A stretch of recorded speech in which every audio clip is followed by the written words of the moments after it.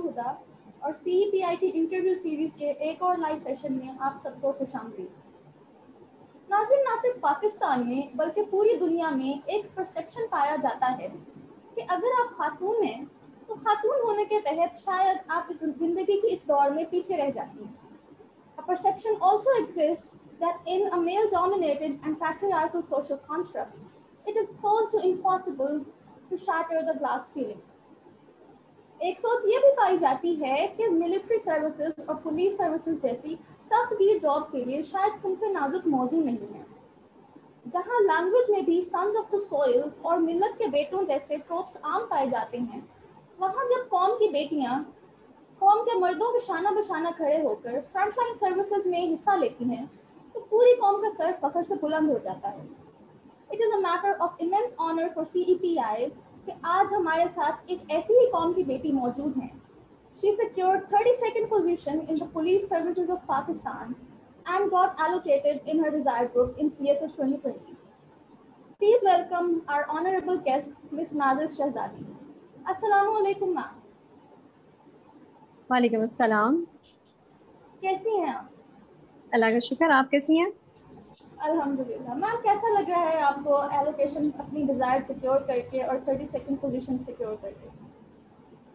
अल्हम्दुलिल्लाह अल्हम्दुलिल्लाह, it's really been a great honour for me. और ऑब्वियसली जब आप अपनी डिज़ायर्ड चीज़ें हासिल करते हो अपनी मेहनत और अल्लाह ताला की रहमत के बाद, तो आप बहुत ज़्यादा खुश होते हो। इसी तरह मेरे पेरेंट्स भी बहुत ज़्यादा खुश हैं और ऑब्वियसली मैं भी बहुत ज़्यादा खुश हूँ, अल्हम्दुलिल्लाह। अल्हम्दुलिल्लाह। नाज़िश, ये बताइएगा कि एक जनरल परसेप्शन पाया जाता है कि पुलिस सर्विसेज ऑफ पाकिस्तान बहुत ज़्यादा डिमांडिंग और हेक्टिक हैं और शायद ख़वातीन के लिए अप्रोप्रिएट नहीं है। आप इस बारे में क्या कहना चाहेंगे? नो डाउट पुलिस सर्विसेज जो हैं वो ख़वातीन के लिए काफ़ी डिमांडिंग है, चैलेंजिंग है। एज इन ट्रेनिंग्स काफ़ी इंटेंसिव होती हैं, लेकिन इसका ये मतलब नहीं है कि आप उस जगह पे जा नहीं सकते। ये भी सच है कि पुलिस डिपार्टमेंट जो है उसमें मेल रेशो ज़्यादा है, लेकिन वहाँ पे अगर हम देखें तो जब मेरा रिजल्ट आया था एक्चुअली, तो मुझे काफ़ी लोगों ने कहा था कि आपने पुलिस सर्विसेज क्यों सेलेक्ट किया है, वहाँ पे तो बहुत मेल डोमिनेंसी होती है। तो मेल रेशो ज्यादा होने का ये मतलब नहीं है कि वहां पे मेल डोमिनेंस ज्यादा होती है, ऐसा कुछ भी नहीं है। I have seen many ladies working in the police services, और उनके वो कॉल भी, उनकी ट्रेनिंग्स भी काफी अच्छी रही और उनकी जो सर्विसेज अभी जा रही हैं वो भी काफी अच्छी हैं, और कोई भी मेल डोमिनेंस का अगर परसेप्शन पाया जाता है तो वो भी नहीं है। दूसरी तरफ चैलेंजिंग जहाँ तक बात है, हाँ बिल्कुल चैलेंजिंग है। as in a woman has to manage her household as well, तो वहां पे आके आपको चैलेंजिंग हो जाता है, लेकिन इसका ये मतलब नहीं है कि वो आपके लिए इम्पॉसिबल है। तो आपको सिर्फ चीजें मैनेज करनी पड़ती हैं, आपकी प्रोफेशनल और पर्सनल लाइफ की चीजें मैनेज करनी पड़ती हैं। उसके अलावा चैलेंजेस तो लाइफ में हर जगह आते हैं। तो आई डोंट थिंक कि ये विमेन के लिए जो ये परसेप्शन पाया जाता है कि विमेन के लिए सही नहीं है। तो मेरा ये ख्याल है कि जब जब आप चीजें एक्सप्लोर करने लगते हैं तो आपको पता चलती हैं चीजें। जब आप सच सुनते हैं दूसरों के मुंह से या फिर आप उनको देखते हैं बढ़ता हुआ, तो आपको पता चलता है कि ऐसा बिल्कुल नहीं है। तो पुलिस सर्विसेज में भी औरतों के लिए भी बिल्कुल उसी तरह से अपॉर्चुनिटीज हैं जिस तरह से मर्दों के लिए हैं। Right. Ma'am, since you have been allocated to the police service of Pakistan, तो ये बताइएगा कि इस सर्विस का ऐसा कौन सा फीचर था that attracted you the most? I think the feature that attracted me the most in this discipline was the discipline, was the discipline itself actually। कि इस सर्विस इन सर्विसेज में डिसिप्लिन बहुत ज़्यादा मैटर करता है। आप एक यूनिफॉर्म सर्विसेज में जा रहे हो और ऑल द टाइम प्रोफेशनल, और प्रोफेशनल जो इन्वायरमेंट है वो बहुत स्ट्रिक्ट है यहाँ पे। और सबसे बड़ी बात यह है कि आपको यहाँ पे सबसे ज़्यादा हिदमत खल्क का मौका मिलता है, मेरा ख्याल है। आपका सबसे बाकी सर्विसेज के मुकाबले में सबसे ज़्यादा यहाँ पे इस सर्विस में, पुलिस सर्विसेज में आप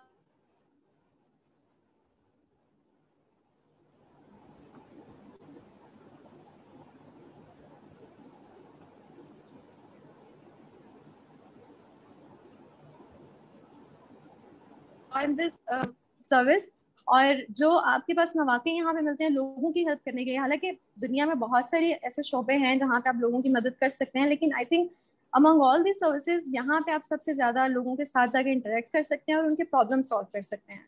तो ये चीज़ मुझे काफ़ी ज़्यादा मोटिवेट की थी।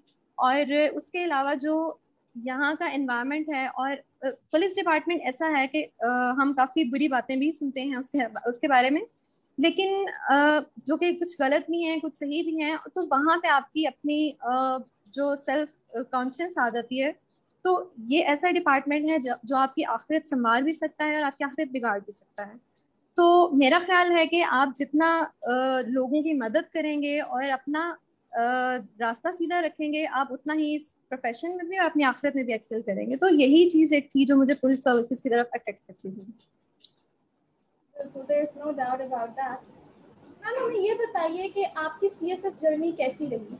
How did you start preparing for it और आपकी जनरल मेथोडोलॉजी क्या थी during the whole journey of CSS?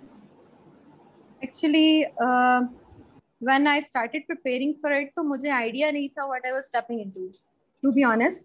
तो I started preparing very late in 2019। मैंने मेरी 18 सितंबर को फर्स्ट क्लास थी, मैंने वर्ड टाइम्स ज्वाइन किया था क्लासेस के लिए। तो मेरी 18 सितंबर को फर्स्ट क्लास थी। I had no prior experience और exposure to the CSS related any stuff और एनी पर्सन कि जो CSS के बारे में मुझे गाइड कर सकता। तो उससे पहले मैंने अपने जो मेरी मैथोडोलॉजी रही उससे पहले वो मैंने ये थी कि मैंने अपने जो ऑप्शनल सब्जेक्ट्स थे वो चूज किए, और उनको मैंने काफ़ी जो उनका सिलेबस था उनको देखा, उनके जो अपना इंटरेस्ट देखे कि मेरा इंटरेस्ट किस चीज़ में जा रहा है, और सिलेबस देखे और देखा कि क्या मैं कर सकती हूँ या नहीं। और दूसरी बात यह है कि जो आपकी कैपेबिलिटीज़ हैं, आपकी इंटरेस्ट हैं, वो बहुत ज़्यादा मैटर करती हैं आपकी ऑप्शनल्स चूज करने में। तो वो चीज़ें मैंने देखी सारी, उनको उनको अलाइन किया, और उसके हिसाब से मैंने अपने जो ऑप्शनल थे वो सिलेक्ट किया और देखा कि मुझे कौन कौन से कोर्स मटेरियल्स चाहिए होंगे। मैंने अपनी books prior before going to the academy अपनी सेलेक्ट की हुई थी, ऑल्दो मैंने बाद में एक दो चेंज भी की, लेकिन ये है कि at least I had the prior research of the subjects. मुझे CSS का आइडिया नहीं था, लेकिन मुझे सब्जेक्ट्स का आइडिया हो चुका था कि मैंने कौन से सब्जेक्ट सेलेक्ट करने हैं और उनको किस तरह से लेके चलना है। तो ये चीज़ एक जो थी उसमें मैंने अपना काफ़ी टाइम लगाया। फिर मैं जब अकेडमी जाना शुरू किया तो तब मेरे पास टाइम नहीं होता था, रूटीन मेरी काफ़ी टफ थी। I was on full time job और मैं मास्टर्स भी कर रही थी। 8 to 4 मेरी मैं यूनिवर्सिटी में पढ़ाती थी, तो 8 to 4 मेरी यूनिवर्सिटी की टाइमिंग होती थी, 5 to 9 मेरी मास्टर्स की क्लासेस की टाइमिंग होती थी, और उसके दरमियान मेरी 7 to 1:30 जो थी वो अकेडमी की क्लासेस की टाइमिंग होती थी। तो मुझे मैनेज करना था काफ़ी चीज़ों को। तो I talk to my department, तो उन्होंने ये चीज़ की कि मेरी जो मैं लैब्स कंडक्ट करवाती थी, मेरी जो लैब्स की टाइमिंग है वो मेरे लिए फ्लेक्सिबल कर दी, 1 to 4 कर दी उन्होंने, कि उन्होंने सुबह के टाइम नहीं रखे मेरी लैब्स, तो 1 to 4 कर दी। तो मैं 2 बजे पहुंचा करती थी यूनिवर्सिटी, और 2 से 4 अपनी लैब लिया करती थी, और उसी 2 घंटे में मुझे सारा कवर भी करवाना होता था, इवेल्युएशन होती थी, तो वो सारा चीज़ कवर करनी होती थी। उसके बाद जो 4 से 5 का घंटा है उसमें मेरा दोपहर का खाना होता था और असर की नमाज होती थी, और उसके बाद मेरी मास्टर्स की क्लासेस होती थी। तो 9 बजे मैं हॉस्टल आके, मैं हॉस्टलाइज हूँ बेसिकली, तो मैं 9 बजे बाद ना तो आप खुद काम कर सकते हैं ना आपका दिमाग काम कर सकता है सुबह के 7-6 बजे के निकले हुए। लेकिन फिर भी आपको नेक्स्ट डे के लिए लैब्स भी तैयार करनी है, आपको अपने क्विज़ेस असाइनमेंट्स जो आ रही हैं वो भी तैयार करने हैं, और आपको अपनी स्टडी भी करनी है। तो काफ़ी हेक्टिक रूटीन थी उस वक्त। तो then I took a break from the job. तो नवंबर में मैंने जॉब से ब्रेक ली और तब मैंने पढ़ना स्टार्ट किया बेसिकली CSS के लिए खुद से। और तब मैंने फुल टाइम दिया अपना CSS को, और मेरा मास्टर्स भी साथ साथ चल रहा था। तो मेरे अक्टूबर के लास्ट वीक में मेरे मिड्स हुए थे, दिसंबर के लास्ट वीक में मेरे फाइनल्स हुए थे, तो साथ साथ उसकी भी तैयारी थी। तो मुझे ये भी था कि उनको भी मेंटेन रखना है, इनको भी रखना है, तो कैसे करना मुश्किल हो जाएगा। लेकिन ये है कि अल्हम्दुलिल्लाह अल्लाह ताला ने मदद की और सब कुछ हो गया। और रूटीन ये थी कि I use to sleep like 3 to 4 hours a day, और 20 to 21 आवर्स मैं काम किया करती थी। अपना सारे जो भी मेरे काम होते थे वो मैं काम किया करती थी। उसमें सिर्फ ये नहीं है कि मैं सिर्फ पढ़ रही हूँ या काम कर रही हूँ, I took time to you know engage my self in other activities as well. तो रूटीन हाँ बहुत मुश्किल हो जाती है, स्टार्टिंग आपको लेना बहुत मुश्किल होता है। स्टार्ट ये है कि आप देखें आपके सब्जेक्ट्स कौन से आपने चूज करने हैं, आप न्यूज़पेपर स्टडी करें ताकि आपको करंट अफेयर्स का आइडिया होना शुरू हो जाए। और आप हमेशा जब तैयारी स्टार्ट कर रहे हैं तो आप कुछ सब्जेक्ट्स ऐसे हैं जो आप साथ साथ उनको लेके चलें, और जो आपको कांस्टेंट जिनको ज़रूरत होती है आपकी अटेंशन की, ठीक है, क्योंकि आप कभी भी एक चीज़ को थोड़ी देर के लिए पढ़ के आप उसमें एक्सेल नहीं कर सकते हैं। जैसे प्रेसी के सब्जेक्ट्स हैं या कुछ और सब्जेक्ट्स हैं, तो उनको साथ साथ लेके चलें। और मेरी स्टार्टिंग अप्रोच यही थी कि मैं थोड़ा बहुत न्यूज़पेपर में बहुत ज़्यादा नहीं पढ़ती थी क्योंकि मेरे पास टाइम नहीं होता था। आई स्किम टू द हाईलाइट्स, जो हेडलाइंस होती थी वो देख लिया करती थी, या फिर एडिटोरियल्स में 2-3 लाइनें पढ़ लिया करती थी सिर्फ। तो ये मेरी स्टार्टिंग अप्रोच ये थी मेरी। आहिस्ता आहिस्ता फिर मैंने I manage to make time for each subject. और मैं टाइम टेबल, मैं हमेशा हर चीज़ जो मैं करती हूँ ना तो मैं उसके लिए प्लान कर लेती हूँ, लाइक टाइम टेबल बना लेती हूँ कि मैंने कौन सा काम कब करना है। तो I did same for the CSS preparation. मैंने इवन दिन गिने हुए थे या आवर्स गिने हुए थे मेरे पास कि कितने आवर्स हैं, उनको किस तरह से यूटिलाइज कर सकती हूँ मैं। तो मैं टॉपिक वाइज मैं दिन डिस्ट्रीब्यूट कर रही थी अपने। और I remember when I had 2 months before the my exams, तो मैंने उन 2 months के अंदर पूरे सब्जेक्ट्स 12 सब्जेक्ट्स को कवर भी करना था। तो अगर आप एक टाइम टेबल भी बना रहे हैं अपने लिए तो रियलिस्टिक टाइम टेबल बनाएं। सबसे बड़ी बात यह है कि आप जो टाइम टेबल बनाते हैं, टाइम टेबल बनाना बहुत जरूरी है क्योंकि इससे आपको आइडिया होता जाता है कि आप किस प्रोग्रेस लेवल पे कहाँ पे हैं। आप दरमियान में खड़े हैं, स्टार्ट पे खड़े हैं, ये ना हो कि आप एक टॉपिक को पकड़ के बहुत ज्यादा टाइम उस पर लगा रहे हैं और वो आप 2 हफ्ते के बाद प्रिपेयर कर रहे हैं, तो आपको आइडिया ना हो कि आपके जो टॉपिक आपका 2 दिन में करने वाला था आपने उसको 14 दिन में करके 12 दिन जाया किए हैं। तो टाइम टेबल इसलिए बहुत जरूरी होता है कि वो आपको बताता है कि आप अपनी प्रिपरेशन में कहाँ पे लाई कर रहे हैं। और दूसरी बात यह है कि while making the time table आपको बहुत रियलिस्टिक होके सोचना पड़ता है। आप बहुत ज्यादा आउट ऑफ द शो कोई भी टाइम टेबल बनाएंगे तो वो कभी भी आप फॉलो नहीं कर सकते हैं। आप बहुत ज्यादा ऑप्टिमिस्टिक होके ना सोचे कि मैं बहुत ज्यादा कर लूंगा, एक दिन मैं बहुत पढ़ लूंगा, ये है वो है। तो वो ये होता है कि आप जब उस तरह से नहीं पढ़ पाते हैं। ठीक है। तो ये चीज है कि आप जब टाइम टेबल बनाए तो बहुत रियलिस्टिक बनाए कि इस दिन मैंने ये कवर करना है, then stick to that. Time table को जब आप फॉलो करेंगे तो आप फिर अपनी तैयारी को अलाइन कर सकते हैं अपने टाइम के हिसाब से, कितना आपके पास टाइम है कितना। और हमेशा टाइम टेबल बनाते हुए अपने सब्जेक्ट्स भी कवर करें और अपने लिए ये भी टाइम रखें कि आपने उसमें प्रिपरेशन रिविजन भी करनी है, क्योंकि रिवीजन के बगैर अगर आप पेपर्स देने जाते हैं तो उसका कोई फायदा नहीं है। एक दफा चीज पढ़ी हुई कभी भी आपके जहन में नहीं आती, जितना ज्यादा सिलेबस है CSS का, तो आप कभी भी एक दफा पढ़ के उसको हिफ्ज नहीं कर सकते हैं। तो हाँ, अनलेस अनटिल आपकी मेमोरी कोई बहुत अच्छी है तो फिर कर सकते हैं आप, वरना ये है कि हमेशा टाइम टेबल रियलिस्टिक होना चाहिए और उसमें आप अपनी रिविजन्स के लिए भी टाइम निकालें और अपनी एंटरटेनमेंट के लिए भी टाइम निकालें। तो I think general approach is that कि आप अपनी एंटरटेनमेंट के लिए भी टाइम निकालें। जो लोग कहते हैं कि वो बहुत ज्यादा पढ़ते हैं, ठीक है पढ़ते हैं, लेकिन कभी भी आप 24/7 नहीं पढ़ सकते। तो आपको हर चीज के लिए टाइम निकालना है, अपने पेरेंट्स के लिए निकालना है, फ्रेंड्स के लिए निकालना है, अपने लिए भी टाइम निकालना है। तो इस चीज का भी ध्यान रखना चाहिए कि सिर्फ पढ़ाई पढ़ाई पढ़ाई सब कुछ नहीं होती है। आप अपनी अप्रोच को नॉर्मलाइज रखें, हर चीज को साथ लेके चलेंगे तो आपका जरूरी नहीं है कि CSS की प्रिपरेशन में आपको सब कुछ छोड़ना पड़ेगा। तो आपकी जो टाइम लाइन है वो बहुत ज्यादा मैटर करती है आपकी प्रिपरेशन में। इसी बात को कंटिन्यू करते हुए मेरा सवाल ये होगा कि CSS की journey is extremely hectic and extremely demanding. So how did you keep yourself motivated and how did you balance all these things out कि आपने खुद को बर्न आउट भी नहीं होने दिया and still you were preparing so well कि माशाल्लाह you scored 32nd in the whole Pakistan. Yes, CSS journey is too tough. It's right. Uh, Not in terms of time, let's say अगर मेरे 3 से 4 महीने लगे हैं तो 3 से 4 माह गुजरते पता नहीं चलता आपको। लेकिन the CSS journey is tough for your mental and emotional health. आपकी इमोशनल हेल्थ के लिए बहुत ज्यादा ये चैलेंजिंग है, आपकी मेंटल हेल्थ के लिए बहुत ज्यादा चैलेंजिंग है। क्योंकि जब आप एक प्रेपरेशन कर रहे हो और आप योर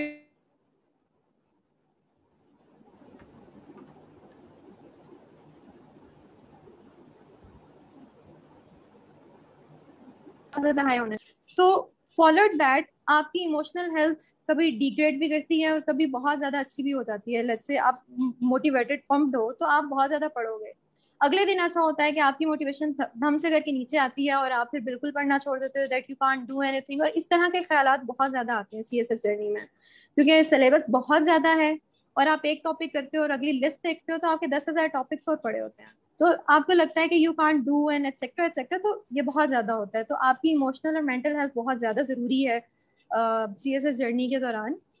तो इसके लिए बहुत ज्यादा जरूरी है कि आपके इर्द गिर्द आपके फैमिली मेंबर्स या आपके फ्रेंड्स जो हैं वो बहुत ज्यादा सपोर्टिंग हों। आई वॉज अ हॉस्टलाइट, तो मैं ज्यादा हॉस्टल ही रहती थी। मैं घर पे आती थी, लेकिन और जब मैं घर पे आती थी तो मैं बिल्कुल अपनी बुक्स वगैरह सब कुछ छोड़ के आती थी हॉस्टल में। मैंने कभी घर पे आके कोई बुक को हाथ नहीं लगाया था, कभी भी ना। कभी मैंने सीएसएस की से रिलेटेड कोई बात की थी घर पे, क्योंकि मेरा वो टाइम सिर्फ फैमिली का था। तो मैं वो टाइम सिर्फ फैमिली को ही देना चाहती थी। और जब मैं हॉस्टल में होती थी तो मेरे फ्रेंड्स बहुत ज़्यादा मोटिवेटिंग थे, मेरी रूममेट्स बहुत ज़्यादा मोटिवेटिंग थी। और I have two two three three friends जिनको मैं कहती हूँ कि मेरी अगर इमोशनल हेल्थ अभी अच्छी है और I was motivated all that time, तो मैं सिर्फ उनकी वजह से था। बिकॉज मुझे बहुत ज़्यादा ज़रूरत पड़ती थी अपने फ्रेंड्स से। और ऐसा था कि मैं जब पढ़ रही थी तो मैंने सिर्फ पढ़ाई नहीं की, जैसा मैंने पहले कहा, मैं अपनी एक्टिविटीज़ के लिए भी टाइम निकालती थी। तो वो एक्टिविटीज़ आपको अपने साथ रखनी चाहिए आपकी मोटिवेशन के लिए। वो आपको रिफ्रेश करती हैं, ताकि जब आप दोबारा अपनी स्टडीज की तरफ आए तो आप उतने ही एनर्जेटिक होके आए जितना आप सुबह के टाइम या आपने पहली दफा शुरू किया था।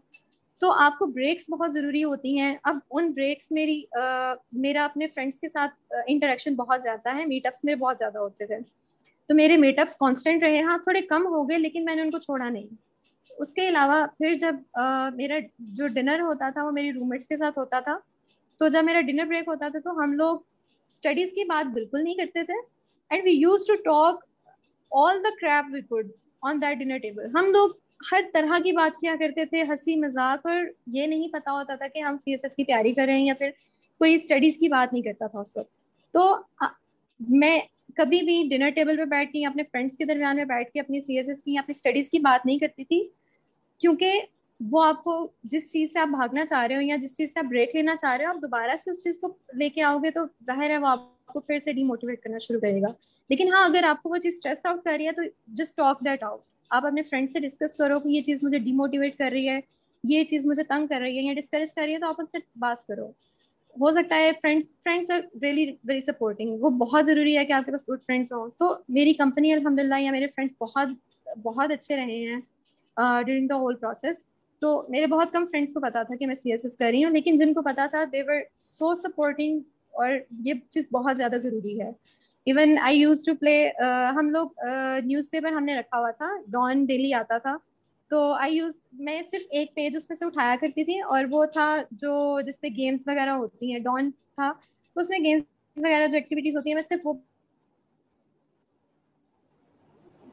पढ़ लिया करती थी। लेकिन इसका न्यूज़पेपर का, हालांकि न्यूज़पेपर बहुत ज्यादा इंपॉर्टेंट है करंट अफेयर्स के लिए। तो मैं सिर्फ एक पेज उठाया करती थी। और जब भी मैं एकेडमी जा रही होती थी या वापसी पे या जब भी मुझे टाइम मिलता था, मैं उसमें जो गेम्स आती थी, क्रॉसवर्ड्स आते थे, सुडोकू होती थी, तो मैं बहुत ज्यादा खेला करती थी। तो एवरीवन यूज्ड टू थिंक कि मैं न्यूज़पेपर बहुत ज्यादा पढ़ती हूँ, लेकिन वो मेरी ब्रेक होती थी जिसमें मैं अपना माइंड रिफ्रेश कर रही होती थी, trying to divert it to other things. तो ये चीज़ बहुत ज़्यादा ज़रूरी है कि आपको जिस चीज़ से एंटरटेनमेंट मिलती है या जिस चीज़ से आपका माइंड रिलैक्स होता है, आप वो चीज़ अपने साथ साथ रखें। वो चीज़ आपको कंसिस्टेंट रखती है आपके पूरे जर्नी में।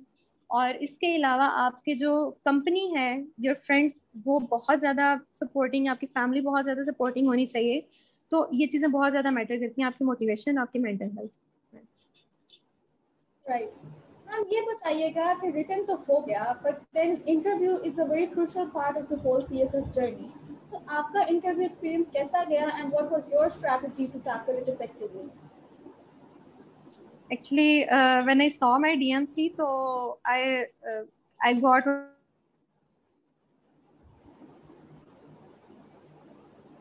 अच्छे थे, लेकिन देवर interview is all about your confidence. Interview के 3 दिन होते हैं, 2 साइकोलॉजिकल के और एक वाइवा वो उसका होता है जिसमें क्वेश्चन आंसरिंग होती है related to the CSS journey और the current affairs and everything subjects वगैरह से। तो 2 दिन जो साइकोलॉजिकल के होते हैं वो बहुत ज्यादा इंपॉर्टेंट होते हैं in making the way of your viva वो स्टे। उसमें क्या होता है साइकोलॉजिकल में कि डिफरेंट एक्टिविटीज आपसे करवाई जाती हैं, कमांड टास्क होते हैं, एक्सटेम्पोर स्पीच होती है जिसमें आपको 2 मिनट दिए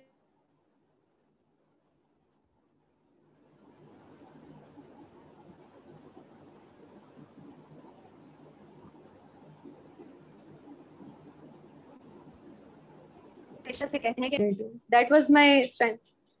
तो एक्सटेम्पोर में ये हुआ कि मुझे एक तो टॉपिक भी ऐसा मिला जिस पे मैं ज्यादा सोच नहीं पाई।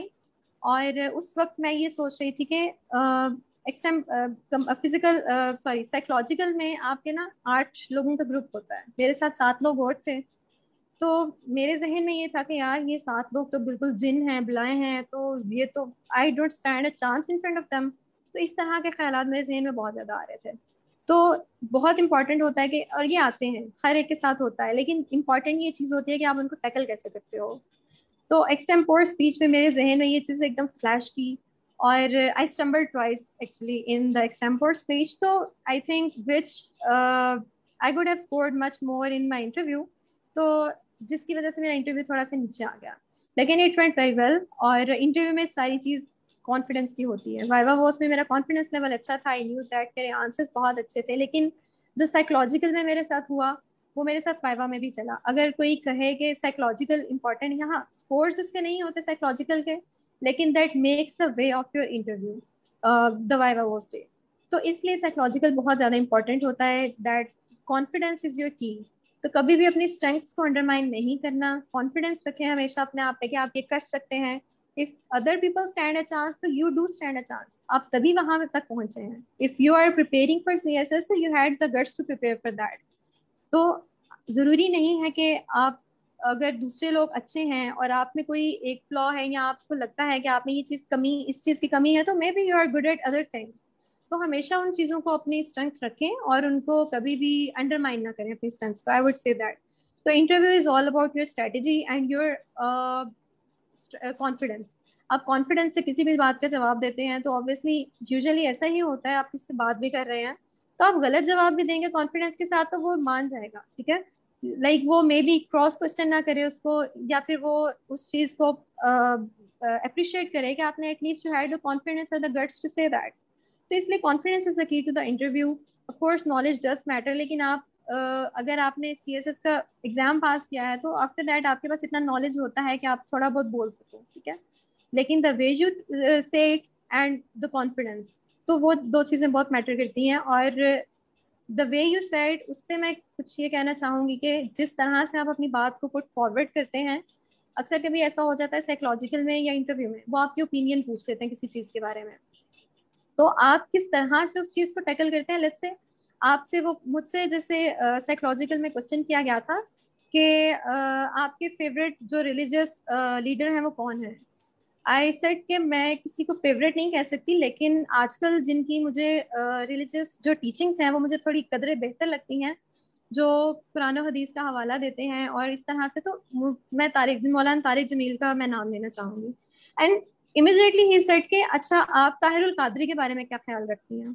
तो ताहिरुल कादरी के बारे में मैंने अपना ख्याल तो बताया, लेकिन ही सेड के क्या वो अच्छे रिलीजियस लीडर नहीं है।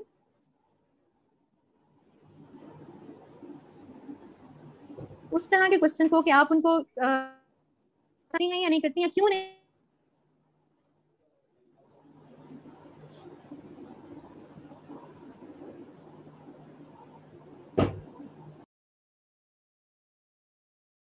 यू नो और लेकिन एक ओपिनियन जरूर रखें आप। तो ये चीज़ है इंटरव्यू। और जो आप रिटर्न या फिर जब रिटर्न की प्रिपरेशन कर रहे होते हैं तो उसमें भी एक्सप्रेशन बहुत ज्यादा मैटर करता है, और इंटरव्यू में भी द वे यू से द थिंग्स ये बहुत ज्यादा मैटर करता है। राइट मैम, आपके ओपिनियन में क्या ऐसा की या क्रूशियल कंपोनेंट है जो कि which all the difference in the written part of the exam. I think for the written part आपको अपनी स्ट्रेंथ्स के ऊपर बहुत ज़्यादा रिलाई करना पड़ता है। एज इन मेरी स्ट्रेंथ जो थी वो मेरा इंजीनियरिंग बैकग्राउंड है, तो मेरी स्ट्रेंथ जो थी वो मैथमेटिक्स थी, यानी कि जनरल साइंस के जो एबिलिटी पोर्शन है वो था मेरा। उसके अलावा मेरी रिसर्च स्किल्स बहुत अच्छी हैं। उसके अलावा मेरा जो रिटन एक्सप्रेशन है, एज इन जो इंग्लिश राइटिंग एक्सप्रेशन है वो अच्छा है। आई वुडंट से कि वोकैब मेरी बहुत अच्छी है, लेकिन इंग्लिश एक्सप्रेशन अच्छा है। मेरी आर्ग्यूमेंटेशन स्किल्स बहुत अच्छी हैं, because I have been writing the research papers for like 3 years now. तो उसमें सिर्फ आर्ग्यूमेंटेशन ही होती है आपकी रिसर्च पेपर्स में।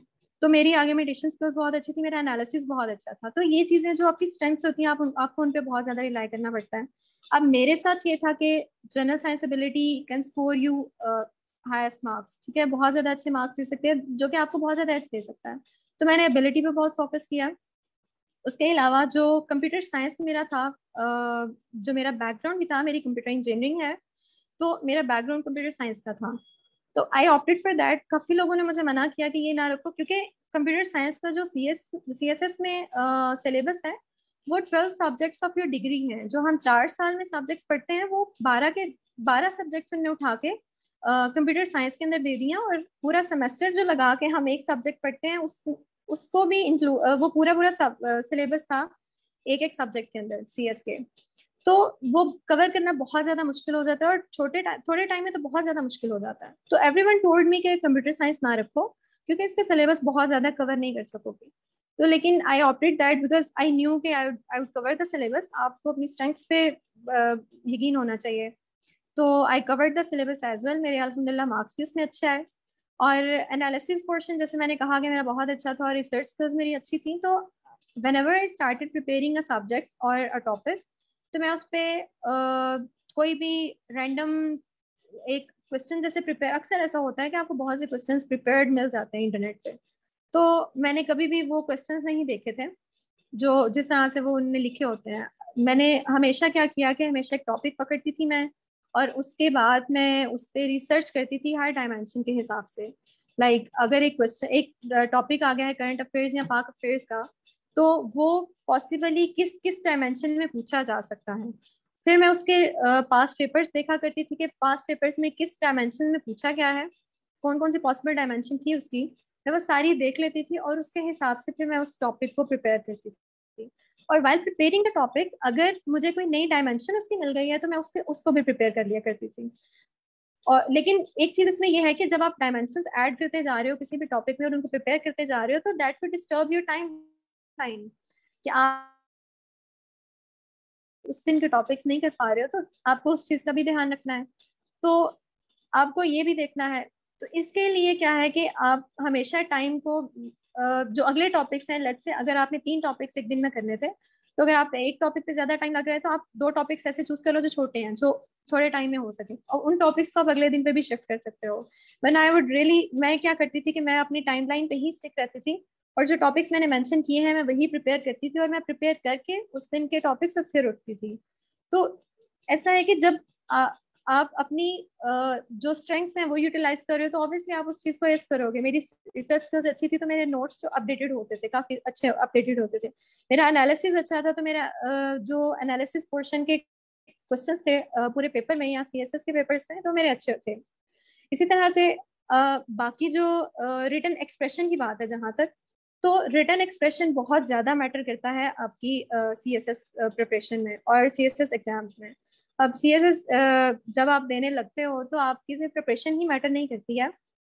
जैसे मैंने पहले भी कहा कि आप किस तरह से अपने नॉलेज को कन्वे करते हो, तो आपका एक्सप्रेशन बहुत ज्यादा मैटर करता है। तो I was good at diagrams, तो मैं डायग्राम्स बहुत ज्यादा बनाया करती थी। एंड मेरे रेफरेंसेस जो है, शुरू शुरू में मुझे रेफरेंसेस देना नहीं आते थे। जैसे इस्लामियात है, इस्लामियात में मुझे अरबिक का बहुत मसला होता था, तो मैं अरबिक की बजाय इंग्लिश ट्रांसलेशन क्या करती थी। तो रेफरेंसेस आप अ, एक अच्छी कन्विंसिंग पावर हमेशा तभी आती है आपके अंदर, जब आप दूसरों को या एक जो अप्रूव चीजें हैं उनका आप रेफरेंस दोगे, तो लोगों को कन्विंस करने की कोशिश करोगे। सो रेफरेंसेस मेरे अच्छे होते थे। मैं रेफरेंसेस दिया करती थी, बहुत ज्यादा डायग्राम्स में बनाया करती थी। फ्लो चार्ट्स अगर बन सकते हैं किसी चीज में, तो मैं वो बनाया करती थी। इवन एबिलिटी के पेपर में ये था कि वन कुड थिंक के एबिलिटी के पेपर में कहाँ से डायग्राम्स आ सकती हैं। तो एबिलिटी के पेपर्स में भी मैंने डायग्राम्स बनाई थी। कुछ क्वेश्चंस ऐसे आ गए थे कि जिसमें डायग्राम्स बन सकती थी, एज इन डायरेक्शंस के क्वेश्चंस आ गए कि इस डायरेक्शन से वहां तक जाना है। So that helps the viewer more, कि आप वो किस तरह से क्वेश्चन को समझता है, तो परसीव करने में इजी रहता है। एक्सप्रेशन बहुत ज्यादा मैटर करता है CSS में। तो ये चीजें जो मेरी स्ट्रेंथ्स थी, मैंने उन पर रिलाई किया रिटन पार्ट में। तो और जो चीजें मुझे तंग करती थी, एज इन एक दो सब्जेक्ट्स थे जो मुझे तंग करते थे काफी सारे, तो मैंने उन पर बहुत ज्यादा फोकस किया।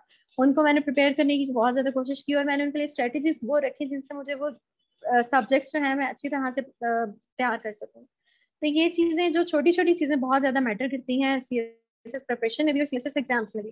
तो रिटन पार्ट के लिए आपका एक्सप्रेशन बहुत ज्यादा मैटर करता है। आपके पेपर्स में आपकी डायग्राम्स, आपकी जो एनालिसिस स्किल्स आपकी, और आपकी हैं, क्योंकि जब आप रिसर्च ज्यादा कर रहे हो तो आप डिफरेंट ऑथर्स की या डिफरेंट लोगों के व्यू पॉइंट्स पढ़ रहे हो। जैसे मैंने बताया कि मैं न्यूज़पेपर नहीं इतना पढ़ा करती थी, ठीक है, क्योंकि मेरे पास टाइम ही नहीं। रिसर्च स्किल्स क्वेश्चन प्रिपेयर कर रही होती तो मैं वहां पे कंपनसेट करती थी उसको। तो वो चीज आपको, अगर आप न्यूज़पेपर नहीं पढ़ रहे तो आपको वो चीज कंपनसेट करना बहुत जरूरी है, क्योंकि न्यूज़पेपर में डेली टू डेली जो करंट अफेयर्स हैं वो आपको पता होना बहुत जरूरी है। उसी की बेस पे आप अपना एटलीस्ट करंट अफेयर्स और ऐसे का जो टॉपिक्स हैं, जो सब्जेक्ट्स हैं, वो आप उसी की बेस पे कर सकते हो। तो आपको हर चीज की, जो न्यूज़पेपर से अगर आप नॉलेज नहीं ले रहे हो, अपने एनालिसिस नहीं ले रहे हो, तो आपको उस चीज को कहीं ना कहीं पूरा करना पड़ेगा। तो वो मैं फिर सब्जेक्ट प्रिपरेशन या जो टॉपिक प्रिपेयर कर रही होती थी मैं वहां से उसको कंपनसेट करती थी। तो ये छोटी छोटी चीजें जो हैं ये रिटर्न में बहुत ज्यादा मैटर करती हैं। मैम, एस्से और प्रेसी जैसे टफेस्ट सब्जेक्ट्स को टैकल करने के लिए व्हाट वाज योर स्ट्रैटेजी? ऐसे और precis, yes, they are considered to be the most difficult subject.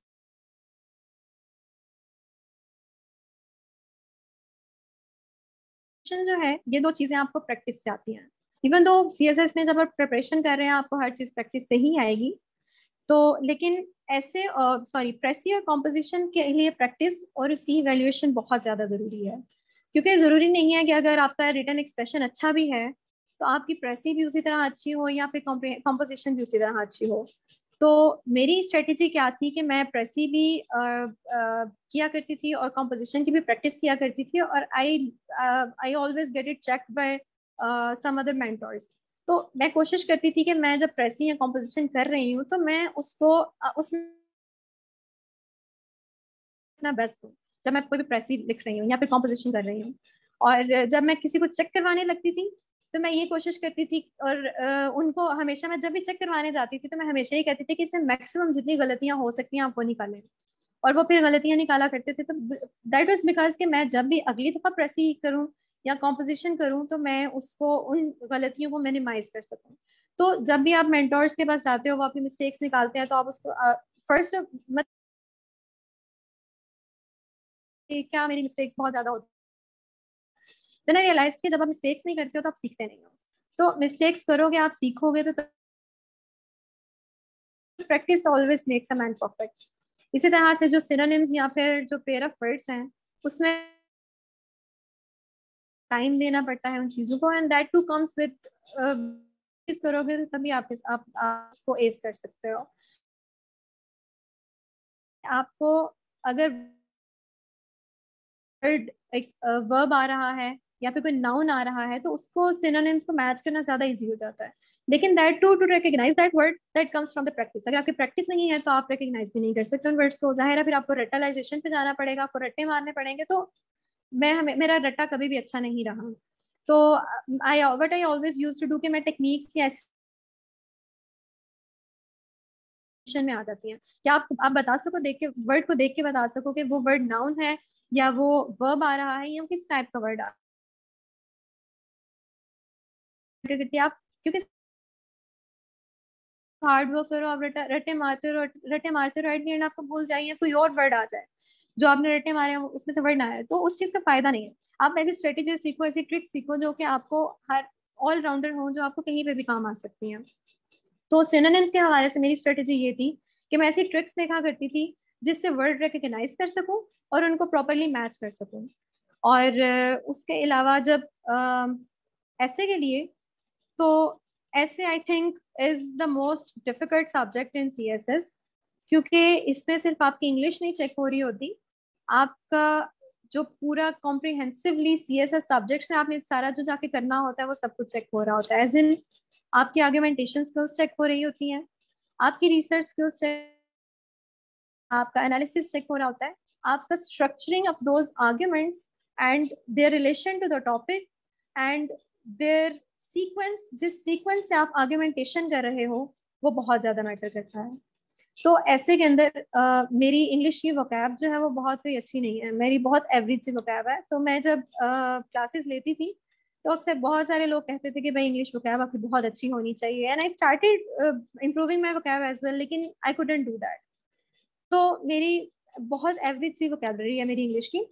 लेकिन और जो मेंटर्स वगैरह आते थे वो भी बहुत हाई फाई इंग्लिश उनकी होती थी, and I use to think कि भाई मैं कैसे करूंगी। और मेरे पास हमेशा जब कुछ वो बोल रहे हैं तो मेरे पास हमेशा फोन होता था जिससे मैं डिक्शनरी से वर्ड सर्च कर रही होती थी।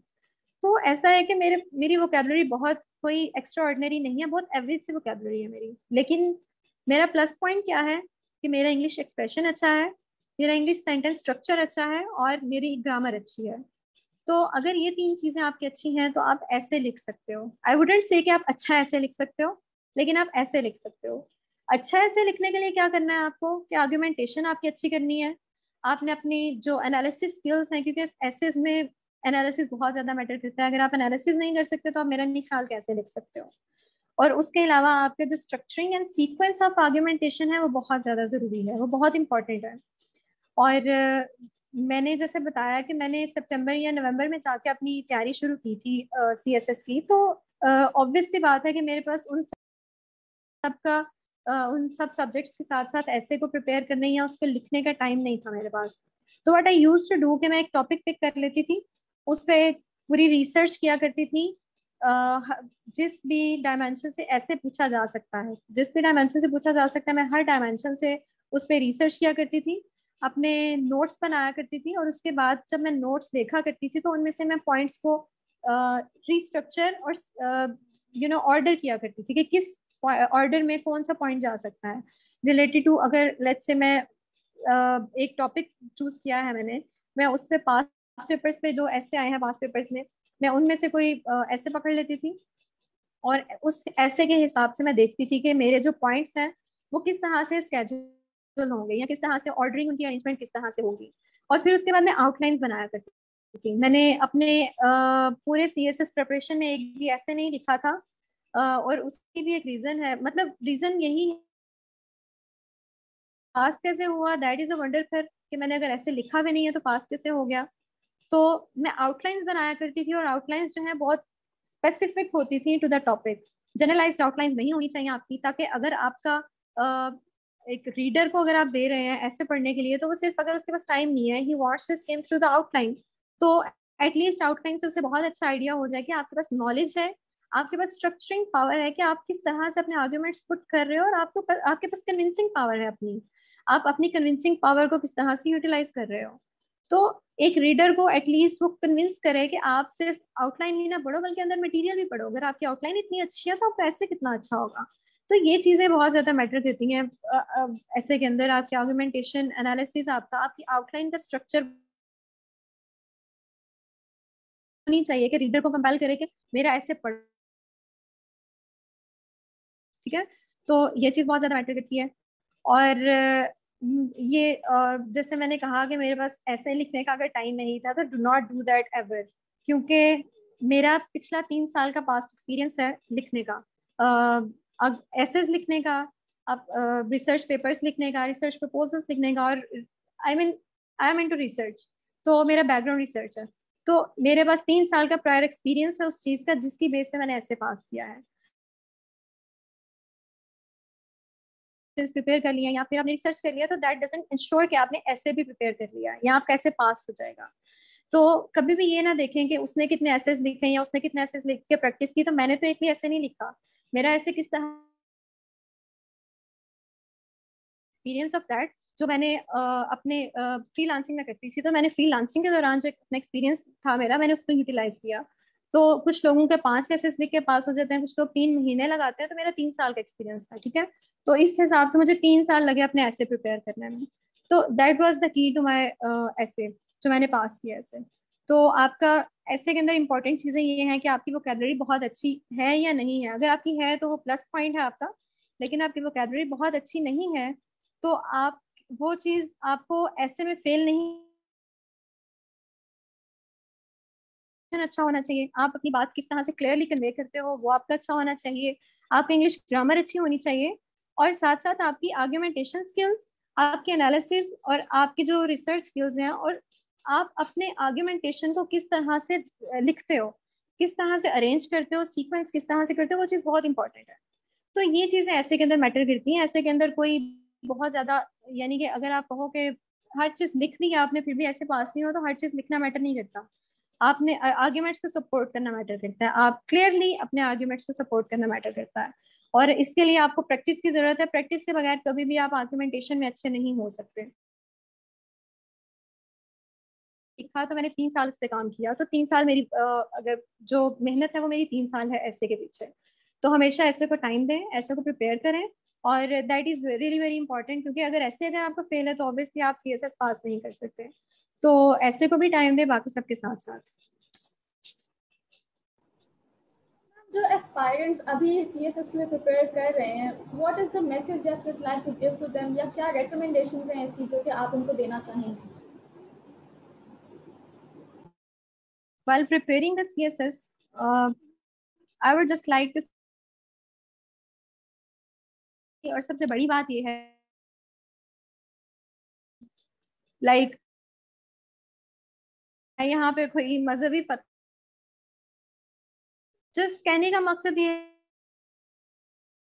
आप हमेशा छोटी छोटी चीज के लिए अपने अल्लाह के पास जाएं।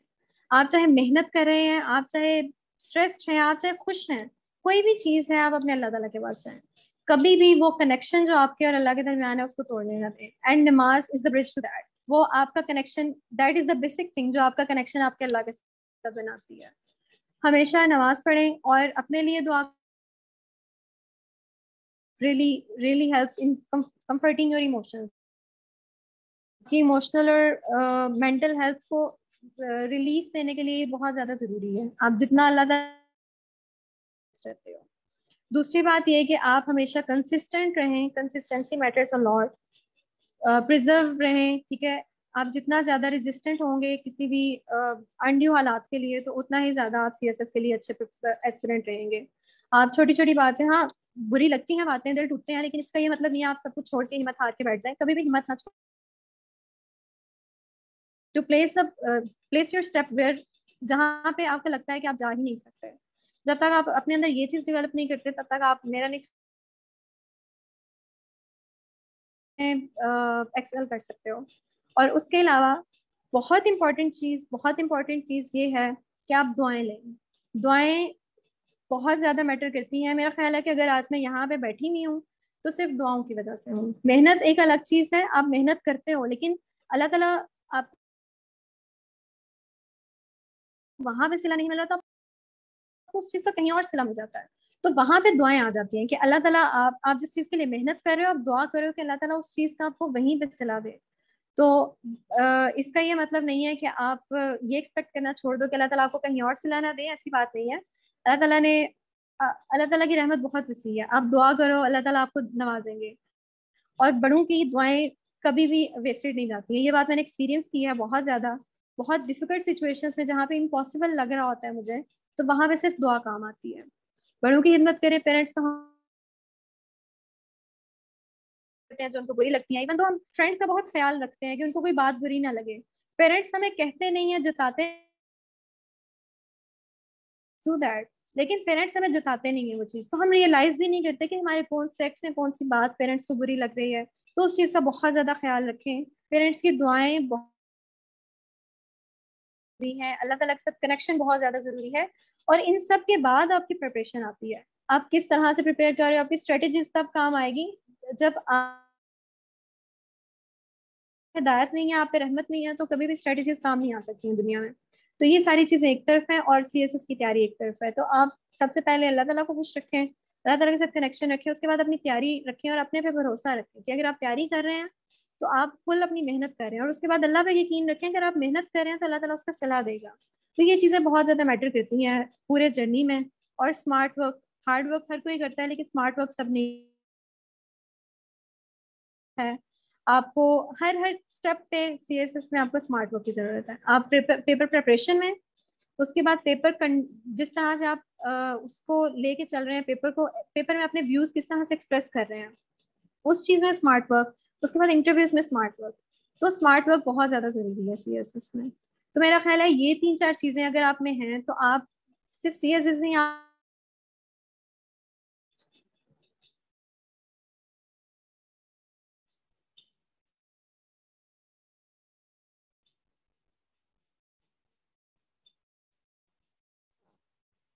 Rulan, are you there? Yeah.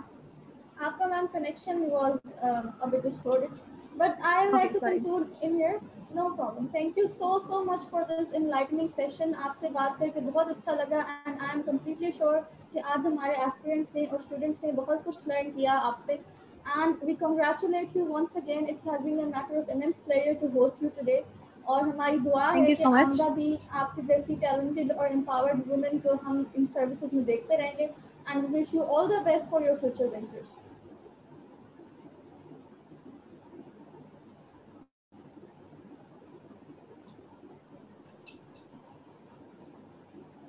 नाज़रीन, जाने से पहले I'd like to mention कि CEPI के regular session is starting from 1st of June.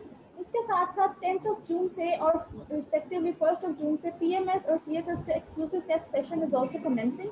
So if you want any information regarding that, you can just reach us out on our Facebook page or our WhatsApp number. You can find that on our Facebook page as well. इसके साथ साथ 24/7 free counseling services, bi-weekly bulletin, guidance, options for selections, and all of these, and including these special sessions and interviews, are available for you free of cost. So for all of that, you can reach us out on our Facebook page. And for more sessions like these, please stay tuned to our Facebook page and on our WhatsApp number.